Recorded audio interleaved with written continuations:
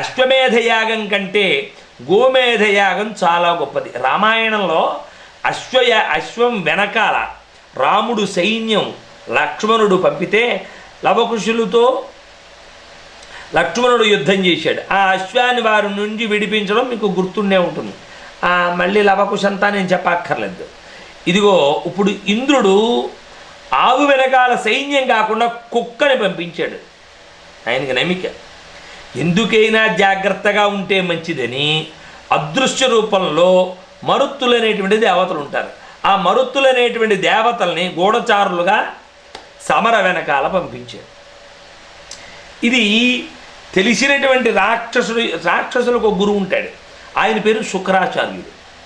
శుక్రాచార్యులతోటి ఈ యొక్క విషయాన్ని చెప్పారు. ఇంద్రుడు యజ్ఞం చేస్తున్నాడు, గోమేధ యజ్ఞంట, దానివల్ల చాలా ఫలితం వచ్చేస్తుందట. ఆవును వదిలిపెట్టాడు, సంవత్సర కాలం తిరిగి రమ్మనమని. దాని వెనకాల సునకాన్ని పంపించాడు స్వామి అని చెప్పారు.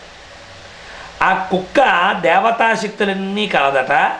మేము ఆవుని పట్టుకుంటే కుక్క మమ్మల్ని చంపేస్తుందేమో, దేవతాశక్తులన్నీ ఉన్నాయి కదా అని భయం వేస్తోంది అన్నారు. శుక్రాచార్యుడి దగ్గరికి వెళ్ళి రాక్షసులందరూ, ఆయన కుక్క కదా, మీరు భయపడకుండగా ఆవుని మాయించేయండి, బంగారపు గిన్నెలో ఆవు పాలు తీసుకుని కుక్కకి ఇవ్వండి అన్నాడు. రాక్షసులు అలాగే చేసి కుక్క దగ్గరికి వెళ్ళి, ఓ కుక్క మహారాజా, ఈ ఆవు పాలు, మీ ఆవు చాలా బాగుంది అంచేత మీరు ఆవు పాలు తాగండి అన్నారు.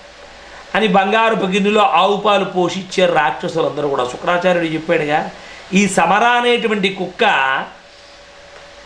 అటు ఇటు చూసి పాలు కాస్త తాగేస్తే ఇలా 4 రోజులు పట్టుకొచ్చి పెట్టాలి. 4 రోజులు తాగేసింది. నమ్మిక, విశ్వాసం పెడుతుంటే విశ్వాసం వాళ్ళ మీద, ఎవరు పెడుతుంటే వాళ్ళ మీదకి విశ్వాసం పెంచేసుకుంటూ ఉండదు కుక్క. ఇప్పుడు వాళ్ళు నమ్మేసింది. 4వ రోజు రాక్షసులు ఆవు ఆ 4వ రోజు ఏం చేశారు, ఇది పడుకుంది, గోవు ఇక్కడే ఉంటుంది కదా, మనం వాళ్ళు పాలు పట్టుకొస్తారు తాగేయచ్చు, తర్వాత ఆవుని వెనకాల వెళ్ళొచ్చు, అది అలా పెడితే వెళ్ళాలి, ఆవు పచ్చిక మేస్తుంది. ఇది పడుకుంటే ఈ రాక్షసులు ఏం చేశారు, పడుకున్న సమయంలో ఆవును పట్టుకుపోయారు. కనిపించట్లేదు, ఆవు లేదు, రాక్షసులు లేరు, కనిపించట్లేదు.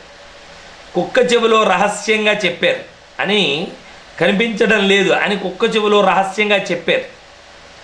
సమరుడు భయపడ్డాడు, మరుత్తులు చెప్పారు, సమరుడు భయపడ్డాడు. ఈ సంగతి ఇంద్రుడితో చెప్పాడు. ఆయనకు చాలా కోపం వచ్చింది. మరుత్తులు అదృశ్యంగా ఉండి వాళ్ళు ఏమి చూశారో ఇంద్రుడికి చెప్పారు.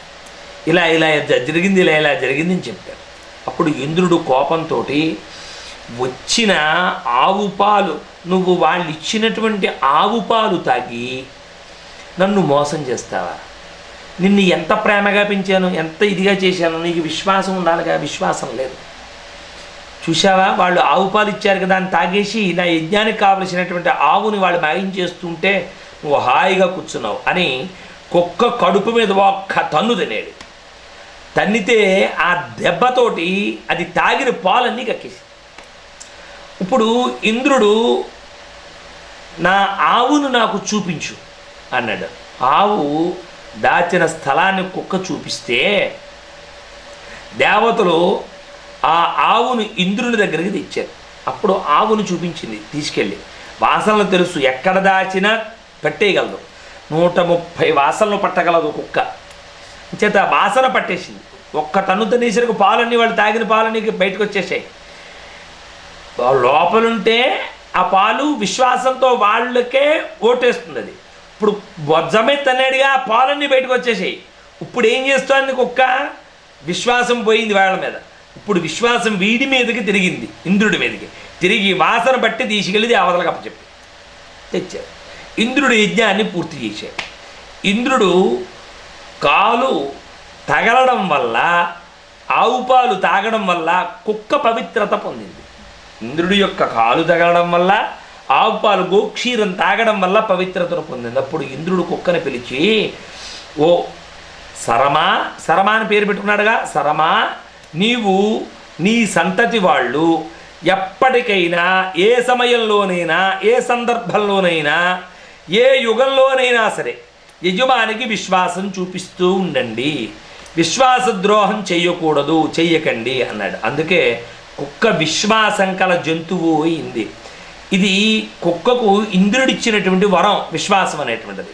యజమానికి ఏమైనా అయితే కుక్క తన ప్రాణాన్ని కూడా ఇచ్చేస్తుంది, యజమాని ముట్టుకోనివ్వదు, చాలా గాఢంగా ప్రేమిస్తుంది. విశ్వాసం కలిగిందా యజమాని మీద, చెయ్యవేయండి మురిగేస్తుంది, అదేనా చచ్చిపోతుంది. కానీ యజమానికి ఏ విధమైనటువంటి తేడా పాడా వచ్చినా అది ఊరుకోదు. ఇప్పుడు విశ్వాసం కలిగి ఉండాలి. అలాగే అహంకారం కూడా ఉండకుండా ఉండాలి. విశ్వాసం ఉండాలి, విశ్వాస పాత్రత లేకుండా ఉండకూడదు. విశ్వాసం ఉండాలి, విశ్వాసం లేకపోతే విశ్వాసం లేదురా ఏం చేయించుకున్నా అంటారు. అలాగే విశ్వాసం కలిగి ఉండాలి. అలాగే అహంకారం అనేటువంటిది ఉండకూడదు. ఎవరిది అహంకారం? అహంకారం అనేటువంటిది ఉండకూడదు. అన్యానహంకారయుతాన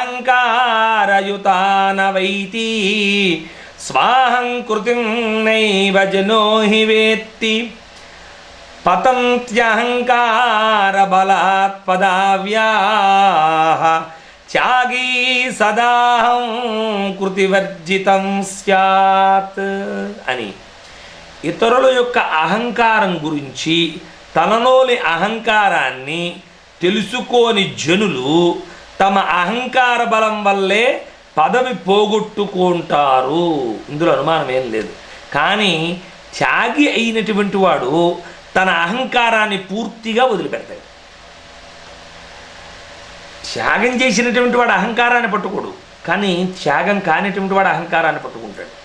ఇతరుల యొక్క అహంకారాన్ని గుర్తించి తనలో అహంకారాన్ని తెలుసుకోనటువంటి జనులు మాత్రం తమ అహంకారం వల్లే వాళ్ళ యొక్క పదవి, వాళ్ళ యొక్క గొప్పతనం, వాళ్ళ యొక్క గౌరవం, వాళ్ళ యొక్క మర్యాద మొత్తం పోతుంది. త్యాగి తన అహంకారాన్ని పూర్తిగా వదిలిపెడతాడు.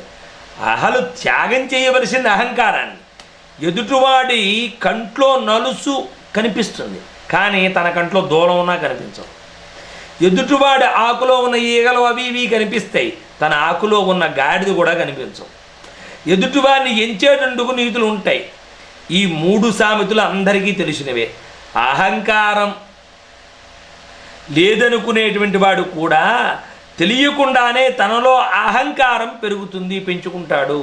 నాకు అహంకారం లేదండి అంటాడు, కానీ అహంకారం ఉంటుంది, తెలియదు. ఇలాంటి వాళ్ళు ఎదుటి వాళ్ళలో ఉండేటువంటి అహంకారం ఉందని తప్పు పడతారు. నాలో అహంకారం లేదండి కానీ వాడి అహంకారం చూడండి అని ఎదురువాడు తప్పు పడతాడు తప్పితే వాళ్ళు అహంకారం ఉందని వాడు గుర్తుపట్టలేడు. తన అహంకారమే మనిషిని పతన కారణం అవుతుంది. ప్రతి వాళ్ళకి కూడా అహంకారం అనేది ఉంటే పతనానికి కారణమైపోతుంది. ఈ సత్యాన్ని తెలిసినటువంటి వాడు త్యాగి. తనలో అహంకారం లేకుండా ఎల్లప్పుడూ జాగ్రత్త పడతాడు. పదవి, డబ్బు, పేరు కోరేవాళ్ళు నీవట్లా చేస్తావు, ఇట్లా చేస్తావు అని ఇతరులను తప్పులు ఎంచుతారు, కానీ తమ తప్పులను ఒప్పుకోరు. అది ప్రారంభం. తప్పు చేయడం తప్పు కాదు, తప్పును సరిదిద్దుకోపోవడం తప్పు ఉంటుంది. అందుకని తనొక్కడే ముక్కుకు సూటుగా పెడతాడని, తాను చెప్పేదే న్యాయమని, ధర్మంగా ఉందని వాదిస్తూ ఎదుటి వాళ్లను చెప్పేది అసలు వినేపించుకోరు అసలు. మరి అలాంటి మొండివాళ్ళు ఎంత తెలివి, పదవి, ధనము, శక్తి ఉన్నా పతనం కావడం ఖాయమే కదా.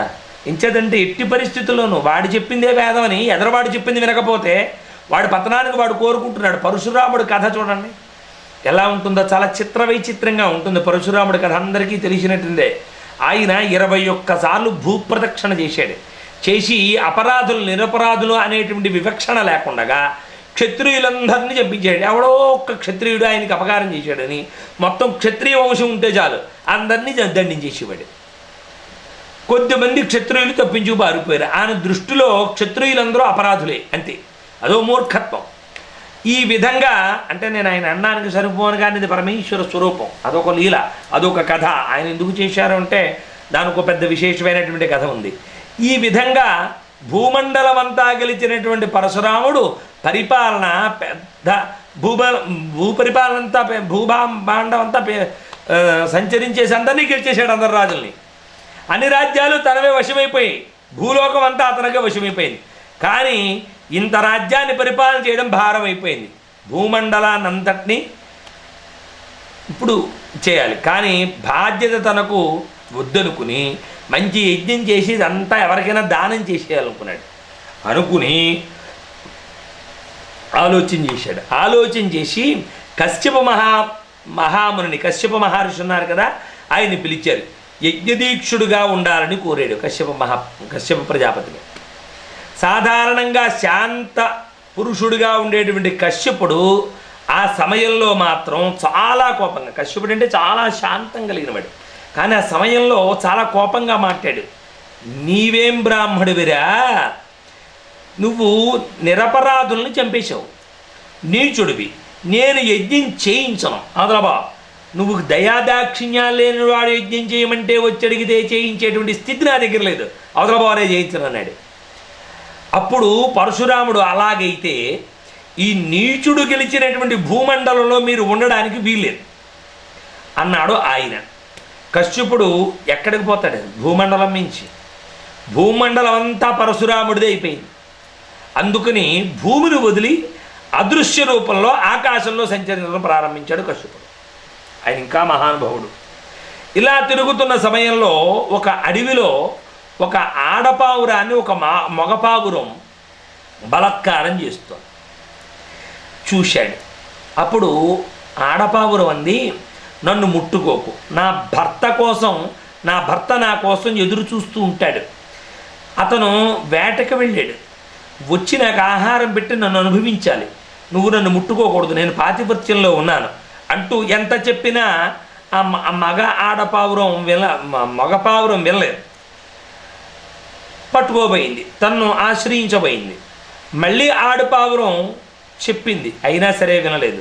ఇది పరశురాముడి యొక్క రాజ్యం, జ్ఞాపకం ఉందా?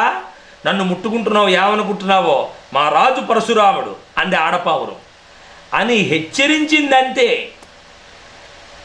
అప్పుడు ఆ మగపావురం ఆయనకేం తెలుసు ఇదంతాను, చాలా దూరంలో ఎక్కడో ఉన్నాడు పరశురాముడు. అయితే ఆయన మహా గొప్ప తపస్వి, రాజ్యం అంతా గెలిచినవాడు, భూమండలం అంతా గెలిచినవాడు, నాకు తెలుసు. ఏమిటి హెచ్చరిస్తున్నావు, మీ రాజు పేరు చెప్పి భయపెడుతున్నావు ఏమిటి? ఆయన ఎక్కడో ఉన్నాడు, నన్నేం చేస్తాడన్నాడు. అంతే అహంకారం. చాలా దూరంలో ఉన్నాడు అని ఆడపావురాన్ని పట్టుకోపోయింది. అంటే వెంటనే మగపావురం తల దిగి నేల మీద పడిపోయింది అంతే ఒక్కసారిగా. ఇది ఎలా జరిగింది అని చూస్తే ఒక బాణం గుచ్చుకున్నట్టు కనపడింది. ఆ బాణం మీద పరశురామ అని రాయబడింది.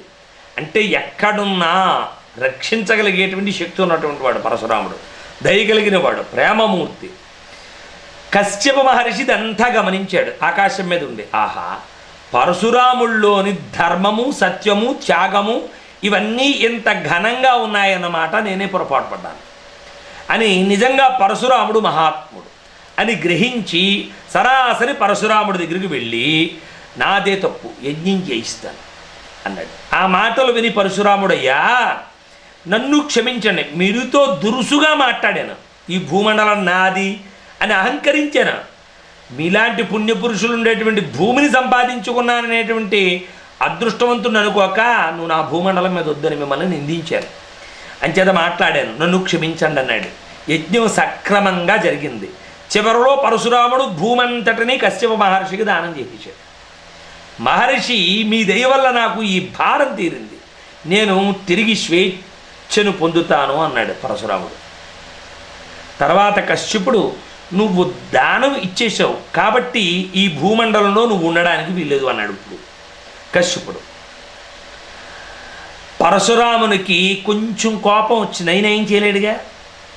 కానీ తన లోపలే కోపాన్ని అణుచుకుని వస్త్రాలన్నీ వదిలేసి కేవలం కౌపీనంతో వెళ్ళిపోయాడు. సముద్రుణ్ణి ప్రార్థన చేశాడు. సముద్రుని మరి భూమి మీద ఉండకూడదుగా, అంటే సముద్రుని ప్రార్థన చేశాడు. ఆయన ప్రార్థన వల్ల కొంత భూభాగం బయటకు వచ్చింది సముద్రంలోంచి. అప్పటిదాకా గెలిచిన భూభాగం కాదు, కొంత భూభాగం సముద్రంలోంచి పైకి వచ్చింది. అదే పరశురామ క్షేత్రము అంటారు ఇప్పటికీ కూడా. అదే ప్రస్తుతం మనం పిలిచేటువంటిది కేరళ.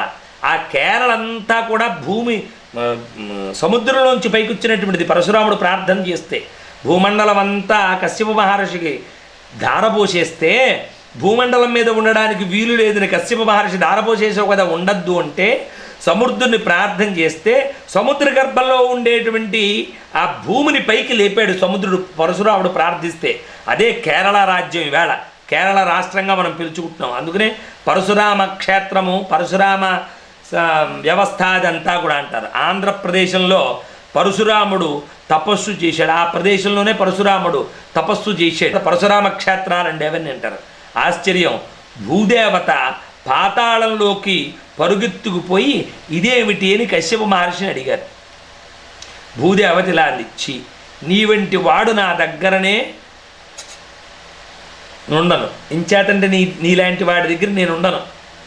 ఎందుచేత? ఆకాశానికి శబ్దం ఉంది.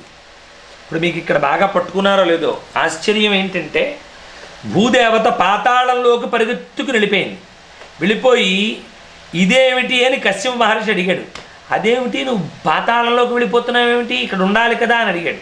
అడిగితే భూదేవత ఇలా అంది, నీలాంటి వాడి దగ్గర నేను ఉండను ఉంది కశ్యప మహర్షి దగ్గర. అంటే ఆకాశానికి శబ్దం ఉంది, వాయువుకు శబ్దము స్పర్శ ఉన్నాయి, అగ్నికి శబ్దము స్పర్శ రూపం ఉన్నాయి, జలానికి శబ్దం ఉంది, స్పర్శ ఉంది, రూపం ఉంది, రసం ఉంది, రుచి కూడా తెలుస్తుంది. మరి భూమికి శబ్ద స్పర్శ రూప రసగంధాలు ఉన్నాయి కదా అండి. ఈ శక్తులన్నీ నేను వెళ్ళిపోతున్నాను. ఈ మాటలు విన్న కశ్యప మహర్షి తన శక్తితో ఈ 5 తత్వాలతో భూమిని రక్షించాడు. కొన్ని ఏళ్ల తర్వాత భూదేవి కశ్యప వద్దకు వెళ్ళి ప్రభు నన్ను రక్షించు అంది. ఇవన్నీ ఉండేలా చూశాడు. చూసేసరికి ప్రభు నన్ను రక్షించండి, నా తప్పు తెలుసుకున్నాను, నా స్థలం నాకు ఇచ్చేసేయండి. కశ్యప ప్రజాపతి వెళ్ళిపో అన్నాడు. ఇంచేత వెళ్ళిపోతున్నావు అన్నాడు.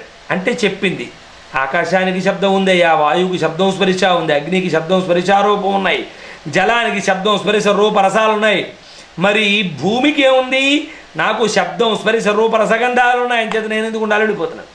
ఇప్పుడు ఈయన కల్పించాడు ఇవన్నీ కూడా.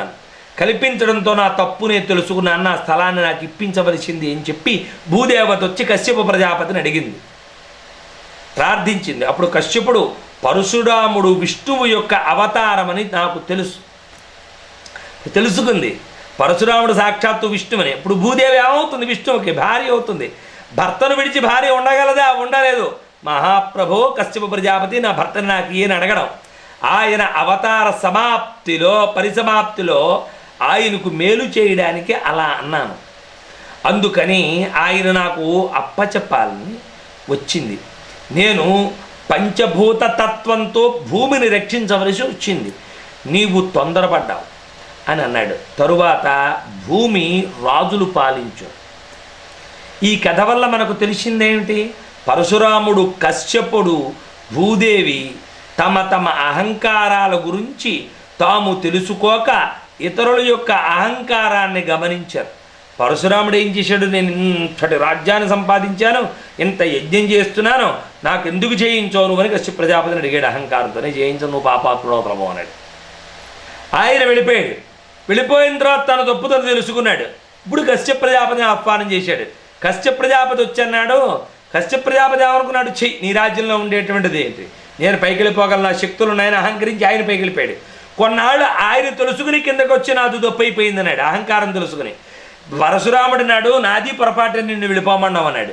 ఇప్పుడు పరశురాముడికి యజ్ఞం చేయించిన తర్వాత అంతా ధారపోసిన తర్వాత కశ్యపుడు ఏమన్నాడు, నువ్వు ఈ భూమండలం మీద ఉండడానికి వీలేదు పోమన్నాడు. పోమంటే అప్పుడు పరశురాముడు ఏం చేశాడు, సముద్రుని ప్రార్థన చేశాడు. కేరళ రాజ్యం అదే. అప్పుడు భూదేవంది, మిగతా భూదేవి, చిచి నీ దగ్గర ఉన్నాను, నేను వెళ్ళిపోతున్నాను, నాకు శబ్దస్పర్శ రూపరసగంధాత్మకమైనటువంటిది కావాలి తప్పితే అది నీ దగ్గర లేదు కనుకనే పోతున్నాను, పాతాళంలోకి పోయింది. ఇప్పుడేమైంది, తను అహంకరించింది భూదేవి కూడా. ఇలా కశ్యపుడు అహంకరించాడు, పరశురాముడు అహంకరించాడు, భూదేవి అహంకరించింది. తిరిగి మళ్ళీ కశ్యప ప్రజాపతిని ప్రార్థించవలసి వచ్చింది. పరశురాముడు ప్రార్థించవలసి వచ్చింది కశ్యపుడిని, కశ్యపుడు పరశురాముడిని ప్రార్థించవలసి వచ్చింది. అహంకారం వల్ల తెలుసుకుని బాగుపడితే మంచిదే, అహంకారం వల్ల తెలుసుకోకపోతే పాడైపోతావు. ఇతరుల యొక్క అహంకారాన్ని గమనించారు, నిందించారు. మన నీడ, మన తప్పు, మనం బాగా తెలుసుకుంటే ప్రపంచంలోని తప్పుల్ని సరిగా అవగాహన చేసుకోగలం. ముందు మన నీడని, మన తప్పుని, మన స్వభావాన్ని జాగ్రత్తగా గమనించాలి. తర్వాత ప్రపంచంలో అవన్నీ అర్థమవుతాయి. అలాంటి స్థితిలోనే మన తప్పుల్ని దిద్దుకొని జ్ఞానసిద్ధి వైపు అలా అయితేనే జ్ఞానసిద్ధి వైపు పురోగమించగలం, లేకపోతే పురోగమించలేం. అందుచేత అహంకారం అనేటువంటిది మనకే కాదు, దేవతలకి, ఋషులకి, తపశ్శక్తి సంపన్నులకి, ఆఖరికి మానవావతారం ఎత్తినటువంటి పరశురాముడికి, రాముడికి అందరికీ వచ్చిన అహంకారాన్ని అణిచిపెట్టుకుని వాళ్ళ తప్పును వాళ్ళు తెలుసుకుని సరిదిద్దుకున్నారు కనుక గొప్పవాళ్ళుగా వాళ్ళ ప్రపంచంలో నిలిచిపోయారు. అలాగే మనం కూడా అహంకారం అనేటువంటిది ఉంటుంది, ఉండకపోదు. దాన్ని సరిదిద్దుకుని మనం తెలుసుకుని మన యొక్క వ్యవస్థలో మనం నడవగలిస్తే ప్రపంచకమంతా అర్థమవుతుంది. ముందు తప్పుని అర్థం చేసుకోండి. తప్పు చెయ్యడం తప్పు కాదు, తప్పును సరిదిద్దుకోకపోవడం తప్పు.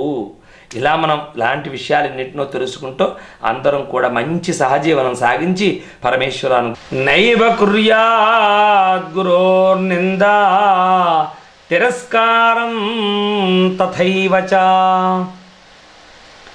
యది చేత్వం తథాకారీ ఘోర పాపేభ్య భవిష్యసి అని. గురువును నిందించకూడదు అంటుంది శాస్త్రం. గురువును ఎప్పుడూ ఎట్టి పరిస్థితుల్లోనూ నిందించకూడదు. నీకు ఇష్టం లేకపోతే వదిలిపెట్టేసి, నీ దురదృష్టం ఉంటే గురువును వదిలిపెట్టాలనేటువంటి బుద్ధి కలుగుతుంది.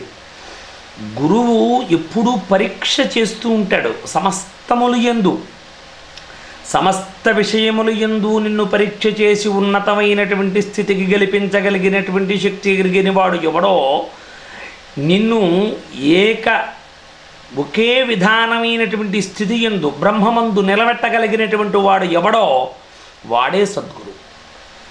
తన స్వార్థము కోరి, తన కోసమని, తన వ్యవస్థ కోసమని, తన జీవితాన్ని ఆనందంగా నిన్నొడ్డు పెట్టుకుని నీ యొక్క ఆస్తుపాస్తులను, నువ్వు ఇచ్చేటువంటి ఆర్థిక సంపదని అనుభవించడానికి నిన్ను ఉపయోగించుకునేటువంటి వాడు కాదు గురువు.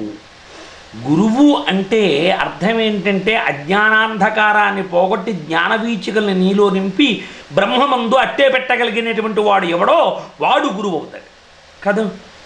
ఇప్పుడు గురువులు అనేక మంది ఉంటారు, కానీ అసలైన గురువు సమస్తము యందు పరీక్ష చేస్తూ ఉంటాడు.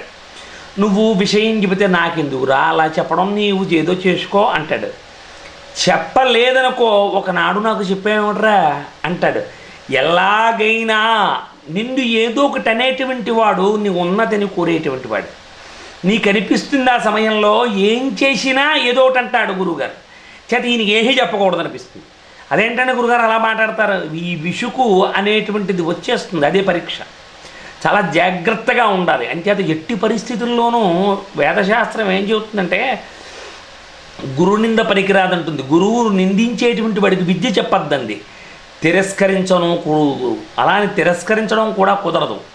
గురువుని తిరస్కరించరాదు. ఎట్టి పరిస్థితుల్లోనూ గురువు యొక్క అనుగ్రహాన్ని పొందడానికి ప్రయత్నం చేయాలి. కానీ గురువుని తిరస్కరిస్తే జీవితంలో పరమార్థాన్ని నువ్వు పాడి చేసుకున్నవాడు అయిపోతావు. ఇంచేత పరమార్థాన్ని నిలబెట్టగలిగేటువంటి వాడు నీలో ఒక్క గురువు మాత్రమే. తదిమావేవి నిలబెట్టలేవు. ఇంచేత గురువు ఎంతసేపు నిన్ను పరమేశ్వరుడి వైపు నడిపిస్తాడు. నీకున్న కోరికలన్నీ తను విని ఆ కోరికల్ని తీరుస్తూ నిన్ను పరమేశ్వరుడు వైపు నడిపిస్తూ ఉంటాడు. చాలా జాగ్రత్తగా నువ్వు ఎలా వశపడతావో చూసుకుంటాడు. ఆ వశపడినటువంటి వాడిని బ్రహ్మమందు అట్టే పెడతాడు, బ్రహ్మజ్ఞానమందు అట్టే పెడతాడు. అంచేత తిరస్కరించకూడదన్నారు గురువుని. అలా చేసినటువంటి వాడు ఘోర పాపి అవుతాడుంటుంది ఈ శ్లోకం. నైవ కుర్యాత్ గురోర్నిందా తిరస్కారం తథైవ చ యది చేత్వం యథాకారీ ఘోర పాపేభ్యవిష్యసి అని. అంచేత గురువుని ఎట్టి పరిస్థితుల్లోనూ నిందించడం కానీ వదిలిపెట్టడం కానీ చేసుకోకూడదు. సద్గురువు దొరికాడనుకోండి, వదిలినటంత దౌర్భాగ్యుడు మరొకడు ఉండడు. అంచేత కోట్లు సంపాదించవచ్చు, ఐశ్వర్యాలు ఎన్నైనా సంపాదించవచ్చు, కానీ మీకు సద్గురువుని సంపాదించుకోవడం చాలా కష్టం. అన్నిటికంటే కష్టమైంది ఏంటంటే పరమేశ్వరుడి యొక్క అనుగ్రహం కూడా సంపాదించవచ్చు, కానీ సద్గురువుని సంపాదించడం చాలా కష్టం. ఇది చాలా గొప్ప విశేషము ఉంటుంది. ఎట్టి పరిస్థితుల్లోనైనా గురుధిక్కారం చెయ్యకూడదు. ఎలాంటి పరిస్థితి ఉండనే, నీకు ఎలాంటి పరిస్థితి వచ్చేసి గురుధిక్కారం మాత్రం పనికిరాదు. గురువుని ధిక్కరించరాదంది. గురువు చెప్పిన తర్వాత ఆ పనిని చెయ్యవలసింది. లేదా నీకున్నటువంటి విషయాన్ని గురువుతో చెప్పుకొని అభ్యర్థించుకుని ఈ కార్యం మీద ఉన్నాను కనుక ఇది అయిన తర్వాత మహాప్రభో మీ యొక్క కార్యక్రమాన్ని నేను నిర్వర్తిస్తాను అని చెప్పుకోగలగాలి. అంచేత గురుధిక్కారం చెయ్యకూడదు. చేస్తేది అన్ని పాపాల్లోకి కూడా ఘోరమైన అసలు పాపం ఏమిటి తెలిసిందా అండి? గురుధిక్కారం చేయడమే. గురువుని ధిక్కారం చేయడమే అన్నిటిలోకి మహాపాపం. చాలామంది ఏళ్ల తరబడి ఉండి వదిలిపెట్టేసుకుంటారు. వాడంత పాపాత్ముడు మరొకడు ఉండడు. ఎందుచేత? ఇంతకాలం గురువుతో ఉన్నాను, ఇంతకాలం నడిచిపోయింది, ఏదో ఓ మాట అంటే వచ్చిన నష్టమేమి అనేటువంటి ఉద్దేశ్యం చేత ఉంటాడా? ఉండడు. అప్పటికి ఎవడో చెబుతాడు, ఎన్నాళ్ళు సేవ చేసావు, ఎన్ని మాటలు అన్నాడో చూసావా మీ గురుగారు అంటాడు. అంటే వాడి మాట పట్టుకుంటాడు, పాడైపోతాడు. వెంటనే పాడైపోతాడంతే, ఏం అనుమానం లేదు. అవును, ఇన్నాళ్ళు చేస్తే నన్ను ఇలా అంటారా గురుగారు, ఈ దగ్గరికి ఎలా నేనంటాడు. ఇన్నాళ్ళు వెళ్ళిన దానికి వచ్చేటువంటి ప్రతిఫలం ఆ ఒక్క మాటలో పాడైపోతుంది. అదే ఇంద్రుడు, వాడే ఇంద్రుడు వచ్చి పాడి చేస్తాడు. ఇప్పుడు ఋషులు ఎన్ని రకాలుగా తపస్సులు చేస్తేనో ఏదో ఒక రకంగా వచ్చి వాళ్ళ యొక్క తపస్సుని పరీక్ష చేస్తూ ఉంటాడు ఇంద్రుడు. ఎందుచేత తెలిసిందాన్ని? అసలైన తపస్వి అయితే నిలబడతాడు, అసలైన తపస్వి కాదనుకోండి వాడు ఉగ్రమైనటువంటి కోరికలు కోరేటువంటి వాడు అనుకోండి వాడు పాడు చేస్తాడు. అందుకని ఇంద్రుడు వస్తుంటాడు. ఇంద్రుడు ఏం ఊరికే వచ్చేసి అస్తమానం అందరినీ పాడు చేసాడు. ఉగ్రమైనటువంటి కోరిక, కామ్యంతో ఉన్నటువంటి కోరిక ఉన్నటువంటి వాడి దగ్గరికి ఇంద్రుడు వచ్చి ఏదో రకంగా పాడు చేస్తాడు. ఇప్పుడు ఏమైంది? ఇంద్ర రూపంలో నీకు మిత్రుడు వచ్చాడు. వచ్చి ఏం చేశాడు? ఇన్నాళ్ళు సేవ చేస్తే నీకు ఇదిరా ఆయన ఇచ్చింది, అంతమందిలో నేను ఇలా అంటాడా, వదిలిపెట్టేసి అంటాడు. అంటే వదిలేస్తాడు. వెంటనే పాడైపోయింది జీవితం. అలా అన్నిటికంటే ఘోరమైనటువంటి పాపం ఏమిటి తెలిసిందాన్ని? గురువును వదిలిపెట్టి జీవించడం. అలాగే గురునింద కూడా చేయకూడదు. నీకు ఇష్టం లేకపోతే వదిలేయాలి తప్పితే ఆయన్ని బయటికి వెళ్ళి నేను 11 ఏళ్ళు ఉన్నానండి ఆయన దగ్గర, 20 ఏళ్ళు ఉన్నాను అని అక్కర్లేనివన్నీ నీకు అక్కర్సుతోటి లేనిపోనివి చెప్పరాదు. ఉన్నవి కూడా చెప్పరాదు, లేనివి కూడా అసలు చెప్పరాదు. అంచేత ఎందుకు చెప్పకూడదు అంటాడంటే గురునింద చేయొద్దండి వేదం. వేదం ఏం చెప్పిందంటే గురునింద పనికిరాదు, చాలా ప్రమాదంలో పడిపోతామని చెప్పింది. అంచేత ఎవరైనా చేస్తే వాళ్లకు మంచి బుద్ధి చెప్పాలి. అలాంటి గురునింద చేసినటువంటి వాళ్ళు ఎవరైనా ఉన్నారనుకోండి, బుద్ధి చెప్పాలి. మా గురువు గారిని నిందించడం నువ్వు ఎవరవయ్యా, నీకు సంబంధం ఏముంది, మా గురువుగారి గురించి నీకు ఏం తెలుసు, ఏదో నా యోగం బాగోక ఆయన విడిచి నేను ఉంటున్నాను, ఏమిటి నేను ఆయన దగ్గరికి వెళ్ళకపోయినంత మాత్రాన మీ గురువు అలాంటి వాడు ఇలాంటి వాడు అంటున్నవాడు ఇంకెప్పుడు నా ఎదురుకుండగా నా గురువుని నిందించకే, అలాంటి పాపం పనులు చేసేవాడు కాదు మా గురువు అని సమర్థించుకుని గురువుని గుండెల్లో పెట్టుకుని గురువు దగ్గరికి వెళ్ళలేకపోయిన దేహం మనసు వెళ్ళగలిగితే నువ్వు అదృష్టవంతుడైపోయినట్టే. చేత ఎవరైనా చేసినా సరే, గురువుని నింద చేసినా సరే వాళ్ళకు బుద్ధి చెప్పాలి తప్పితే దాన్ని సమర్థించకూడదు. అది సాధ్యం కాకపోతే అది నింద కూడా వినకూడదు. గురు నింద, పతి నింద, దైవ నింద, తల్లిదండ్రులు నిందించడం అలాంటి వాళ్ళ దగ్గర ఉండద్దండి వేదం. నీ తల్లిదండ్రులు నీకు ఇష్టం లేకపోతే వేరేగా వచ్చేసో వేరే వండుకుంటున్నావు కదా అని మీ అమ్మ నాన్న తిట్టే అధికారం లేదు, నీకు అధికారం లేదు. ఎవడైనా నిందిస్తే నువ్వు చూస్తూ వింటూ ఉండవలసినటువంటి పరిస్థితి అగత్యము కూడా నీకు లేదు, ఉండకూడదు. అలా తల్లిదండ్రులు నింద చేసేటువంటి వాళ్ళని నీ ఇష్టదైవం వెంకటేశ్వర స్వామి ఉన్నాడు, లేకపోతే ఎవరో ఇంకొక దైవం ఏదో ఉంది, అమ్మవారు ఉంది, లేకపోతే ఇంకోటి ఉంది, సుబ్రహ్మణ్య స్వామి ఉన్నారు, గణపతి ఉన్నాడు, నాగేంద్రుడు ఉన్నాడు, ఏదో ఒక ఇలవేల్పు నీ దేవత ఉంటుంది. ఆ దైవాన్ని ఏమయ్యా ఎందుకు ఇంతకాలం పట్టి నువ్వు ఈ యొక్క మతంలో ఉన్నావు, ఏమొచ్చింది మా మతంలోకి వచ్చేయి లేదా మా దాంట్లోకి వచ్చాయని దేవుళ్ళని మార్చేసేటువంటి స్థితి ఉన్నాడు చూసారండి, వాడిని కూడా దగ్గర రానివద్దండి. వాళ్ళను కూడా దగ్గరికి రానిస్తే పాడైపోతుందిరా జీవితం, నీతో పాటు వ్యవస్థ పాడైపోతుందిరా. ఈవేళటి కాదురా, అసలు మతం అనేది లేదురా, మానవత్వం అనేటువంటిది ఉంది. కులం అనేది లేదురా, భక్తి కులం అనేటువంటిది ఉంది. భక్తి కులం, మానవత్వం, మానవ మతం. మనమందరం మానవులం, మానవ మతం. అంచేత మంచిగా ఉండడం, మంచిగా ఉండేటువంటి వాడు ఎవరో వాడే మానవ మతంలో ఉండగలడు. మంచిగా లేనటువంటి ప్రవర్తన కలిగిన వాడు మానవ మతంలో ఉండడానికి వీల్లేదంది శాస్త్రం. అసలు మతాలు లేవు, పుట్టలేదు. యుగ యుగాల నుంచి కూడా మతాలనేవేం లేవు. మతం అనేటువంటిది మానవ మతం అంతే. జాతి మానవ జాతి, అందులో రెండు విడదీశారు, స్త్రీ జాతి పురుష జాతి అని. కులమేమి భక్త కులం, భక్తి కులం, భక్త కులం. భక్తి ఒకటి, భక్త ఒకటి. వేచి ఉండి సేవ చేసేటువంటి వాడు భక్తుడు. భక్తి తనలో తానే రమిస్తూ పరమేశ్వరుడు ఇందులో ఇవ్వడం భక్తి. ఇవే ఉన్నాయి. అంచేత భక్తి కులం, కులం ఎదురా అంటే భక్తి కులం, మతం ఎదురా అంటే మానవ మతం. అంతేగాని భారతదేశంలో ఇంకొక మతానికి తావులేదు, అసలు మతమే లేదన్నారు. ఒకటే మాట.